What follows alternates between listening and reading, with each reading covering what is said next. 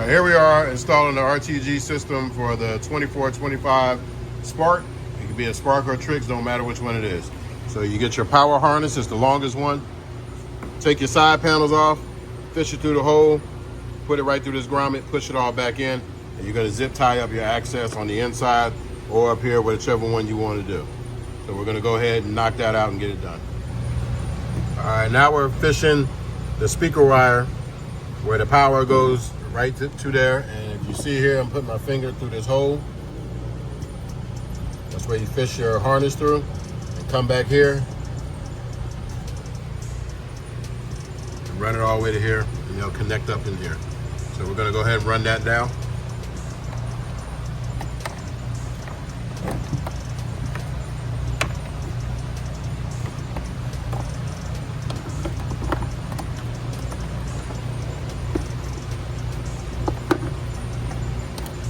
That's your jumper wire that jumps to your other speaker box on the other side. They'll tie together, meet in the middle.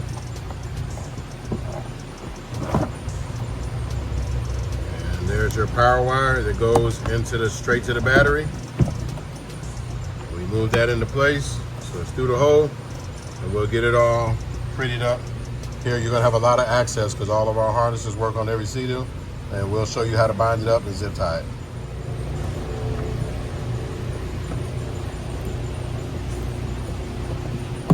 Grommet and gasket back through. The power wire's in there.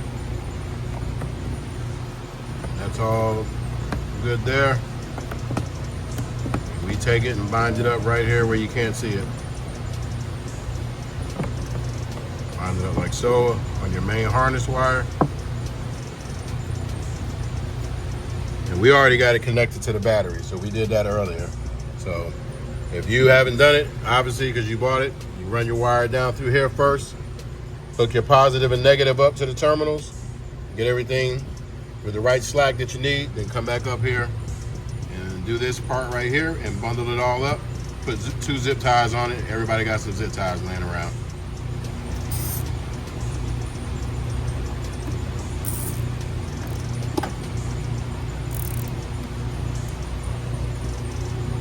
Cut your access off right here. You're all locked in, ready to go, ready to move to the next step of bolting it to the footwell. On this side, use the same hole as you did on the other side. Fish it through so your jumper wire connects over to the right side box, and it's all good to go. And remember to silicone your holes, because once you get everything lined up in the right slack, ready to go, we're going to move to the next step, which is moving the boxes back and putting black silicone into the holes, or water will get in there. You have to watertight everything. You're gonna get some black silicone, buy it from the store, black marine silicone or clear, and be generous and clog up the holes where the gaskets are at. So we'll show that to you, but we got it all locked in. That's your hole you're gonna silicone up. We'll just show you the end result. I'm not gonna have the camera here while we're silicone at the same time. Silicone from the inside and the outside if you can. All right, that's what you want it to look like. And that dries overnight. Don't go out right afterwards jamming. Let it dry overnight. Be generous, make sure there's no cracks, there's no nothing, so water doesn't get back in there. So you want that sealed off good once it's in place. All right, now we got the silicone all done with. Everything's all here, and we just got to bolt it in place. So we're not gonna be able to show you the holes, but it comes with the hardware. We're gonna put 2 holes in the bottom, 1 hole a little bit forward, and that's it. You just need 3 in the bottom to hold it into place, and you're good to go. And I'll tell you a secret to having a stereo, because it's down here and sparks take on a lot of water. If you're about to fall off, just let the damn spark go and don't drag it over with you. There's no reason for it to flip upside down or ever be upside down that much. You just let it go at the end of the day. Save your stereo, save your motor from being upside down. Letting it go saves a whole lot of stuff. Just fall in the water, you got a life jacket on, climb on, you're good to go. So that's the tip of the day for that. But let's go ahead and lock this baby in place so you can jump and do whatever you want. All right, now we can't get the bit in here, but get you a long extension with a socket drill bit, and you can get in the box to put 3 holes in there. So, and then you're gonna put your washers.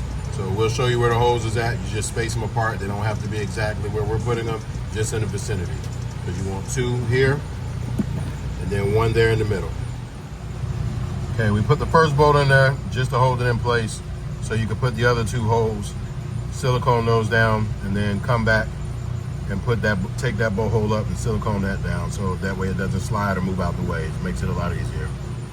Just so you can see how we're making it long enough to get in the box, get you a nice drill impact, and go ahead and put 2 extensions on there plus the drill bit. You'll make it, no problem. All right, this is how you put the silicone on the washer. Be generous because it's sealing everything up, and then you're going to stick it right over the hole that you drilled and then put the nut on top of it. All right, we got silicone on there. Notice we're being easy on the trigger. We're not beating it to death.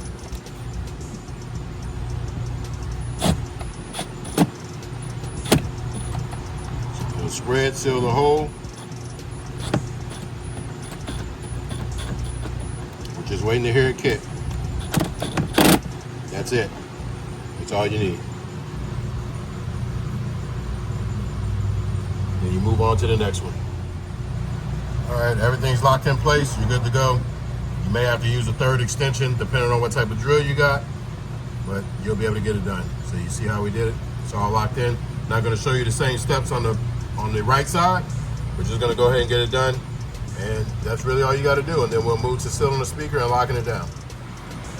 All right, we're all locked in here, siliconed up, ready to go. You're all good. When you drill through the floor, these are coarse threads, just like the ones that are drilled into the Spark, so you're not going to get any water in your hull. They seal right up. All right, now we're down to the last part, which your speakers already has the hardware on it and a waterproof plug. Just plug it up, and if this was your final pod, you're going to take a bead of silicone and put it all the way around here to make it watertight. So remember, bead of silicone around here. We're not doing this in this video because the customer is getting JL Audio 7.7s instead of the Fusion 7.7s. He wants the M6s instead. We're just showing you this for the sake of the video. These Fusions still jam, but we're not going to put the silicone here. Go back and watch the old 14 to 23 video and you'll see the silicone put on there if you're one of those people that have to see it on the video before you do it yourself. But anybody should know how to put silicone around this circle. So back to the speaker, we're going to go ahead and put it in there. And that would be silicone down, and then you would screw it in. This is all in here and good to go. And you would line it up. Put your bolt holes in here, your screw holes. You got 6. Put them all in there. The silicone's gonna push out. Smear it in with your finger, wipe off the excess, then put on the grills. So whatever speaker you get, always put the silicone underneath, and we'll go ahead and play this one. And we got them in, they look beautiful. Grills on. All you do is hit the power button, and I've already paired to it, but when you first cut it on, that's off. When you first cut it on, you hit it, it'll start flashing, and you go ahead and pair to it. It flashes like that, but I've already synced it with my phone, so it'll go ahead and lock in and pair up with my phone here. But that's what they look like all installed. Beautiful and ready to jam, so let's hear what it sounds like.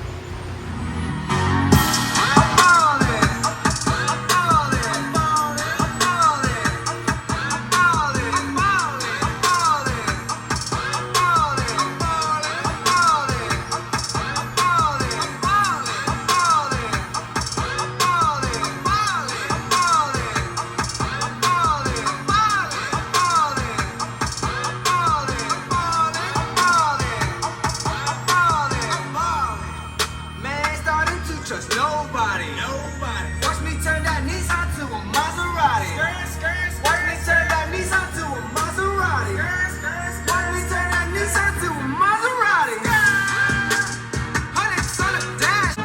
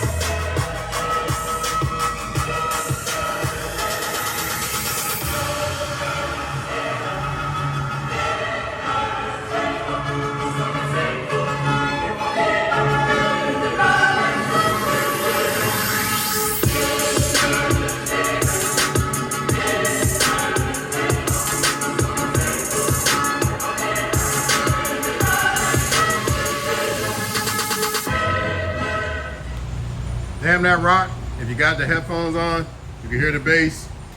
The best perception is putting the headphones on. It's kind of hard to hear through the phone, but you put the headphones on, you can hear how this sounds better. And you'll get the Elite logo, so you tell us what color your Spark is. This Spark is red, so we put the Elite badges down at the bottom, and he'll be ready to go. So he's ready to jam out and rock. We're gonna put his JL audios in. These fusions are basically the same thing, hey, but we give the customers what they want. It's around about the same price anyway, so he got the JL audios. But fusion is an option if you want the carbon fiber drivers. Sounds badass, sounds wicked, and I'm not gonna get up on this cart, but I showed you in the other one, there's plenty of foot space. You don't really put your feet up here unless you're stretching. You put your feet and ride right here, and you put your feet here when you stand up so you can see the seat right here.